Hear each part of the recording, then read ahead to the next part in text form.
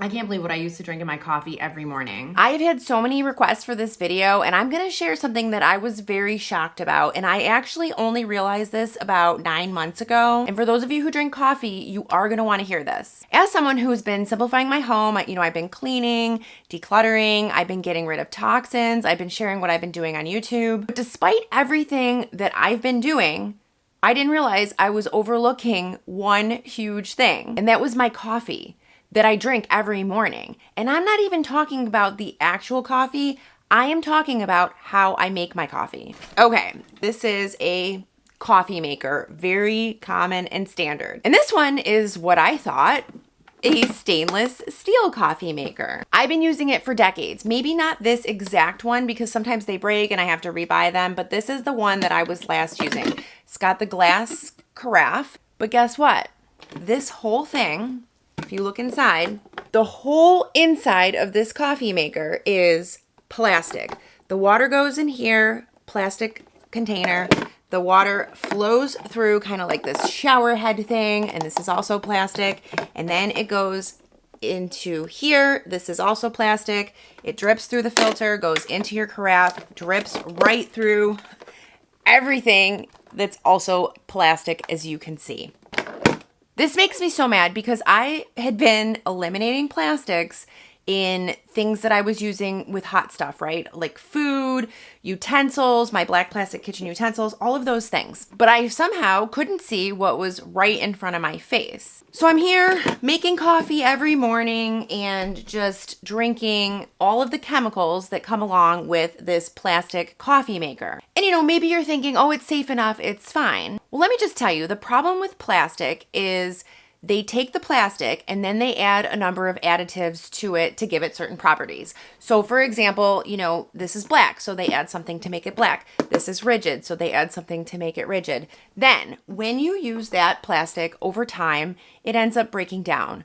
It also breaks down because of heat. And then those bonds that were keeping all of those additives onto the plastic, they loosen and then they come off. And then those additives, which are chemicals, go into the coffee that you're drinking. And black plastic is especially bad. I've shared this before because the black plastic often is made from recycled e-waste, and so it contains things like flame retardants, super, super dangerous. These chemicals have been associated with things like increased cholesterol, weakened immunity, and even cancer. I will put up a study, and I'm going to link it here as well below. It found that elevated PFAS levels in our blood can reduce fertility by 40%. And then I'm also going to put this up, and this is another study, and it shows that the cancer rate in the under 50 crowd is increasing. That really got my attention, and I firmly believe that it's because of all of the environmental and daily toxins that we're being exposed to. That's why I've been trying to get them out of my house. I want to simplify my house, simplify my life, set myself up for health, all the things. And coffee is one of those things that I drink every day. In fact, I don't even drink just 1 cup. I drink 2 cups of coffee every day. And what happens is, as you do that every day, it builds up the toxins in your body. My background is actually in sustainability. That's my professional career. And I'm also do a bit with human health and materials, but I am taking a couple toxicology courses so I can understand this better and bring you guys good content on it. So anyway, back to the coffee. A simple swap you can make if you too do not want to be drinking chemicals in your coffee, you don't want microplastics, you can swap your coffee maker. You can get a new one. And I thought that too. I thought, I'll just get a coffee maker that's not made of plastic. So that led me on I want to say 2-month search to find a coffee maker that had no plastic parts on the inside. The reason it took me 2 months is I actually had to email tons of companies because a lot of times they will have the product listing online, and I wanted to be extra sure. I didn't want to buy something that I then opened up and found plastic. You would be shocked to know how many manufacturers call their machine stainless steel, yet it's made of plastic and it has plastic on the inside. You know why you're going to be shocked? Because it's every single one of them. Some of them, however, did reassure me that it was BPA-free plastic, but that means nothing to me because they have simply replaced BPA, which is a known endocrine disruptor, they've simply replaced that with another chemical that they don't yet know the safety of. This is called regrettable substitution. You see it all the time. They essentially are allowed to replace harmful chemicals with other chemicals. Those chemicals haven't been around long enough to know if they are toxic or not. So cutting to the chase, I could not find an affordable coffee maker that did not have plastic. I did find a couple that were $500 and plus. I will link them. Those are the ones that I found if you're interested. Some of you have said that you're willing to invest a little bit in a coffee maker. I personally think that's too much. I'm not going to spend $600 on a coffee maker, but I have a great solution for you. Ta-da! Maybe if you've watched my videos, you know I've talked about this. This is a percolator. And I found out before the 1970s, this is all people brewed their coffee in. This is all stainless steel. It's got stainless steel here. This part is stainless steel. This is so simple. I actually find it easier to make coffee in here than I do to make it in the coffee pot. So basically, you've got your filter, you've got the area where the water goes in, super simple. And this is the filter, and you can put your coffee right in here.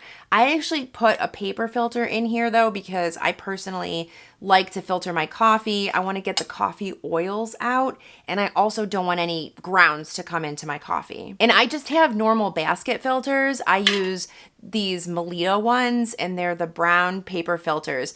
Just one other thing in case you're not aware, I have had to look high and low for filters that also don't contain plastic, because apparently, unless it says paper filters on the packaging, you could be getting a plastic filter. So I did email Melita, and they assured me that their filters are completely plastic free, they're biodegradable. You'll know if your filter is plastic free or not if you try to biodegrade it. Say you put it in a compost pile and it doesn't go away. It's because it's plastic. Very sneaky how many manufacturers are sneaking plastic into things. I also wanted to mention about Keurigs, because I know a lot of people like those single-use coffee pods. I'm going to tell you, if you're using them, I think you should stop. I have a very good solution for you though, because you can still use a version of that pod without actually getting those plastic pods. Those plastic pods are made from really flimsy plastic. It's not heat safe. It's often colored. You don't want that in your coffee. It's also wasteful. So listen, I'm going to link these. My mom has these. I don't have this kind of a machine, but if you do, my mom has these and she really likes them. You can reuse these. You just simply put your coffee every morning into the stainless steel pod and put it in like you normally would the plastic pod, and then just wash it. So much better. Now, this percolator is electric, so I just plug it in here. The only bad thing is it doesn't have an on-off button, but I have solved that. I simply plug it into a timer on the wall. It turns on when I need it, turns off when I don't need it, and that kind of eliminates any concern of, did I shut the coffee pot off? They also have percolators that are stovetop, so that's great. If you don't like percolators for whatever reason, it does make the coffee pretty hot. I like hot coffee, maybe you don't. But they also have other good options for coffee, and I'll just link a couple things in case you're interested in exploring them, but it's things like a French press. There's also pour over coffee. All of these are good alternatives, great alternatives to this plastic. I'm lazy, so I just prefer this percolator. It's really easy for me. And they do sell them in, I think, 4-cup versions and 12-cup versions. And I just make 10 cups. I have a 12-cup version. I make 10 cups. It doesn't really matter the size that you get. You can make just a couple of cups in the big one. Maybe you want a bigger one in case you get company. But that's just a personal choice. I'll link a couple in case you want to see. Mine is made from Presto. There's also Farberware. You do want to be careful when you're buying a percolator though, because some of them do have plastic in them. So you want to make sure whatever you're getting does not have plastic. For this one in particular, the handle is plastic, this top is plastic, and this base is plastic. However, there is no plastic that would be coming into contact. No plastic would be coming into contact, sorry, it's a little dirty in there, with your hot coffee. I hope this video gave you a little bit of insight into an easy swap that you can make to have a better, healthier coffee every morning. And if you want to keep on watching, I'm going to link this video on toxic kitchen items. If you haven't seen it, I think you should check it out. There's a lot of things that are sneaking in to the food and the things that we're ingesting that we just need to be aware of. The good news is we can make these easy swaps and change things and dramatically improve our health. I'll see you next time. Bye-bye.